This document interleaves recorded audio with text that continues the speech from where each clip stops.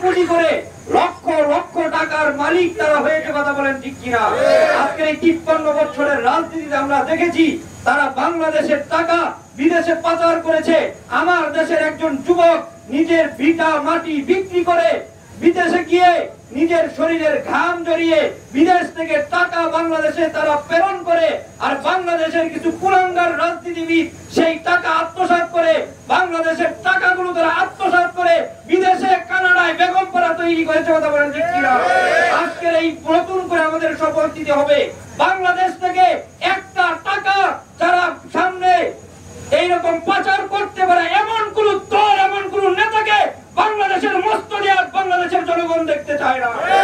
এজন্য নতুন করে শপথ নিতে হবে। এতদিন পর্যন্ত এই বাংলাদেশ শেখ মুজিবের আদর্শের যারা সৈনিক তারাই দেশ শাসন করেছে, বাংলাদেশের মানুষকে শান্তি আর মুক্তি দিতে পারে নাই।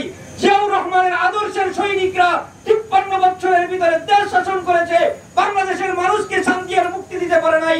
অতএব নতুন করে শপথ নিতে হবে, সামনের দিন শেখ মুজিবের আদর্শের সৈনিক, জিয়ার আদর্শের সৈনিক দেশ পরিচালনা করবে না, দেশ পরিচালনা করবে নবীর আদর্শের সৈনিকরা। এজন্য আমরা বলতে চাই, যারা আঙ্গুল ফুলে বিগত দিন কলা গাছ হয়েছে, তারা দেশের টাকা পাচার করেছে, যারা দর্শন করেছে, যারা একদল আরেক দলের উপরে চড়াও হয়েছে, যারা ক্ষমতার দাপট দেখিয়ে চাঁদাবাজি করে নিজের সংসার চালাইবার চেষ্টা করেছে, ওই দাঙ্গাবাজি রাজনীতি বাংলাদেশে কবর রচনা করতে হবে। দেশের শিক্ষা প্রতিষ্ঠান, শিক্ষক, ছাত্র, মেহনতি মানুষ, কৃষি শ্রমিক, আবার বৃদ্ধ বনিতা, হিন্দু, বৌদ্ধ, খ্রিস্টান, এদেশে খেটে খাওয়া দিন মজুর, আলেম, ওলামা, তলাবা, সকল পেশার সমস্ত ভাইদের কানে কানে আওয়াজ পৌঁছে দিতে হবে। এদেশের হাটে, বাজারে, বন্দরে, গ্রামে, শহরে, নগরে, শ্রমিক, কল কারখানা, প্রত্যেক জায়গায় আওয়াজ পৌঁছতে হবে। সব মার্কার দেখাছেন পাখার বাংলাদেশ। এখান থেকে গিয়ে একজন ভাই দায়িত্বের বাইরে থাকবো না। আমরা প্রত্যেকেই দায়িত্ব নিয়ে ইসলামী আন্দোলন বাংলাদেশ, ইসলামী শ্রমিক আন্দোলন, যুব আন্দোলন, ইসলামী ছাত্র আন্দোলন বাংলাদেশ, জাতীয় উলামা মাশায়েখ আইম্মা পরিষদ, পীর সাহেব চরমনাই, প্রত্যেক পেশাগত শ্রমিক এই সংগঠন তৈরি করে দিয়েছে। আমরা যে লাইনে আছি, প্রত্যেক যার যেই জায়গায় থেকে দায়িত্ব পালন করার সুযোগ হয় ওই জায়গায় থেকে আমরা দায়িত্ব পালন করতে রাজি আছি না ইনশাআল্লাহ?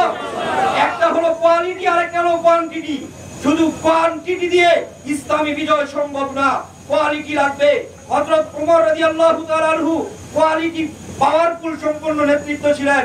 আল্লাহর রাসূল বদরের প্রান্তরে কোয়ালিটি সম্পন্ন 313 জন নিয়ে যখন উপস্থিত হইলেন, ওই কোয়ান্টিটি যাদের ঈমান নাই ওরা 1000 আসার পরেও টিকতে পারে না, কথা বলেন ঠিক কিনা?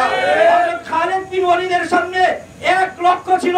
আল্লাহর রাসূল বললেন, ইয়া রাসূলুল্লাহ, ওই 1 লক্ষের সামনে আমি আপনি খালিদ বিন ওয়ালিদকে প্রেরণ করেন, ওই 1 লক্ষের বিরুদ্ধে আমি খালিদ বিন ওয়ালিদই যথেষ্ট, বলেন সুবহানাল্লাহ। অতএব খালিদ বিন ওয়ালিদের মতো এই নেতৃত্ব শিখতে হবে, করতে হবে। আপনি কোরআন প্রতিষ্ঠা করেন।